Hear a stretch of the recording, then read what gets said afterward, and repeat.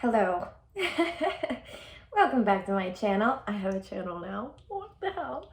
I'm gonna keep changing it up because I'm trying to get into an authentic flow state and I don't know what it's gonna be. I don't know if it's really editing, really big editing, or it's just stream of consciousness talking to you. But last time I kind of planted a little bit. I channeled the message, I guess, and I just it felt a little in your face, and I just want my messages to just be like you're talking to a friend. So today's message, I'm going to talk about going with the flow and how it may be hurting you, and why the path of least resistance isn't always for everybody. I think a lot of people, when they're trying to create a beautiful life, they miss the boat entirely. They're not even on the dock. They've lost the plot, as my dad says. They've lost their marbles. And I really think a lot of that stems from the fact that they're trying to live a modality of life that isn't authentic to them, right? So if you're embodying the energy of a social media influencer and that just isn't your speed, then there's going to be a huge disconnect between you and the life that you're creating. And you may get to that life and find yourself completely unsatisfied. There is a story that I love telling. It's from the amazing actor Matt Damon. We all know Matt Damon, the Damon, He won an Oscar really young. He must have been 21 when he won the Oscar for Good Will Hunting. And he tells the story of going home alone after the Oscar parties and looking at this freaking statue, this gold man statue, and being like, I am so glad I didn't spend my entire career, my entire life just going after this one thing, because in that moment he knew that it wasn't all it was chalked up to be, and he was grateful that he realized that lesson sooner rather than devoting his entire life to an accolade that didn't actually fulfill him as much as he thought it would.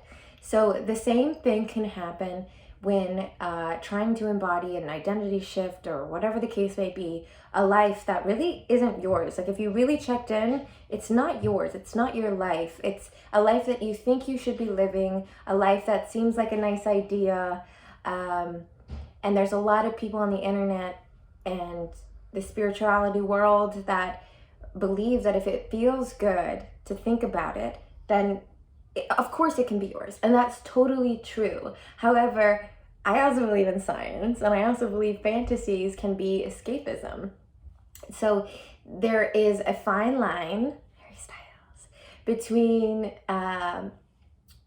what you are able to manifest because it comes from a place of truth, and what is grandiose delusion brought on by the stress of living. So we use coping mechanisms such as daydreaming and creative thought to get us through. And really the only methodology for healing that is to accept the truth and accept the reality, because ultimately, I was having a conversation with my bestie about this in the car last night. We were spiraling. We love spiraling. And I was realizing, for me, she didn't get it, but I got it. For me, acceptance is just another word for faith, because when you accept the situation that you're dealt, you're accepting the cards that you've been given. You are just totally surrendering to faith. That being said, we are talking about how path of least resistance and going with the flow isn't for everybody. If you are looking at life through the prism of let's say 90% spirituality and 10% science and fact and action, then that's not a balanced life. And I only can say this because I've done that. I've literally done that. And all that leading with spirituality or manifestation, I know, has done is create a level of instability. That's why a lot of people practice grounding rituals and things of that nature. If your feet are not firmly planted on the earth, how in the hell can you create a heaven on it? You have to be human and also recognize that you have the power to live your best life. And the reason why I think that it's an interesting topic of discussion, and I'm interested to see what you have to say, is about this concept of going with the flow not being for everybody. You know, I think sometimes we condition ourselves to believe that going with the flow is just another way of saying my desires don't matter, so I'm putting it on the back burner in a way to, I don't know, give up some of my power to the greater good, or to the other person in front of me, or even to God. And there's a lot of people that does work for, and there's some people that it doesn't. And it's really just having the discernment and the knowledge and the self-actualization to know if it does work for you or not.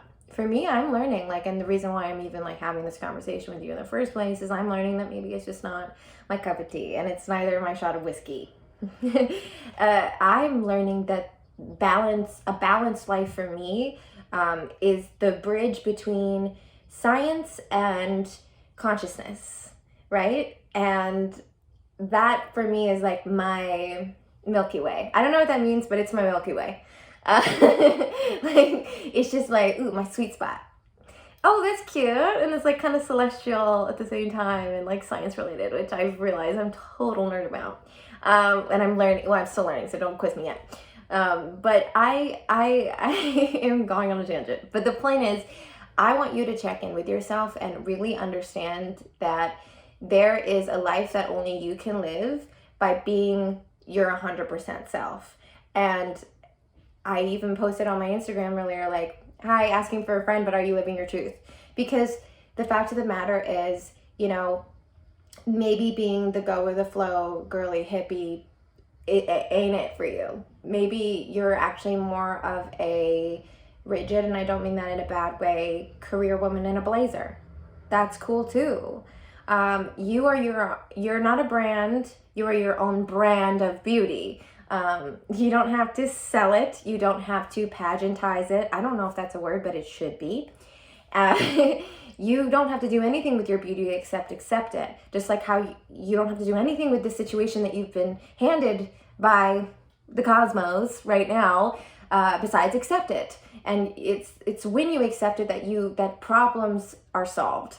There's a lot of, I can't remember which philosopher said that most problems are solved by like letting them kind of resolve themselves.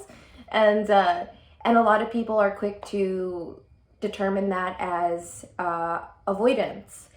And that's for you to discern. But there is such a thing as healthy avoidance. A healthy distraction is probably a better way to describe it.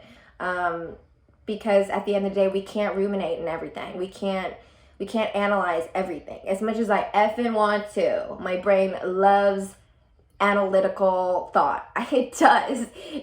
And in retrospect, I really think that maybe I created so many problems in my life just so I could solve them. But in summation, I really think that it would be worth looking in to yourself and just asking your inner being, your inner soul, your consciousness, whatever you would like to call it, your higher mind, not the logical point, the part of you that's really keen on pros and cons lists, and not the emotional side of yourself that likes eating cookies in the middle of the day, but rather the intuitive nature of you, and that is something you can't really describe, and that's something that just feels like it more so like it reminds me of this. I was reading a Reddit post. It's gonna be a funny equivalence. Is that a word too? I'm just making words up. The other day, I'm sorry, I'm spazzing. But I saw a Reddit post of this woman. They were asking like, oh, how did you know that they were the one, right? And me being a hopeful romantic, I am all about that shit. So I was like, okay, I'm gonna read this. And one of them said, And I loved this. It became logical to love them. And I'm totally paraphrasing because I don't know if that's exactly what they said, but they said something in the grand scheme of it. Says it was logical to love this person. And for me, I interpret that as when the right brain and the left brain just make a baby.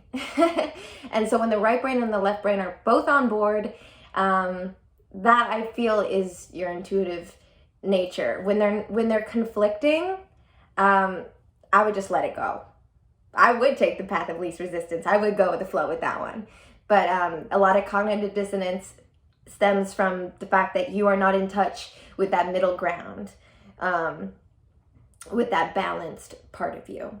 So I'm interested in to hear what you have to say about how going with the flow might not be for everybody, especially in the spirituality sense. I can't do words today, but I sure can make them up, as we have shown in this video. Okay, so I love you, and I hope maybe this is like kind of the medium that we're gonna do now, just kind of like channeling and talking, and yeah, I had a good time. This was 11 minutes, but it felt like 30, and I don't know what that means, but okay, love you.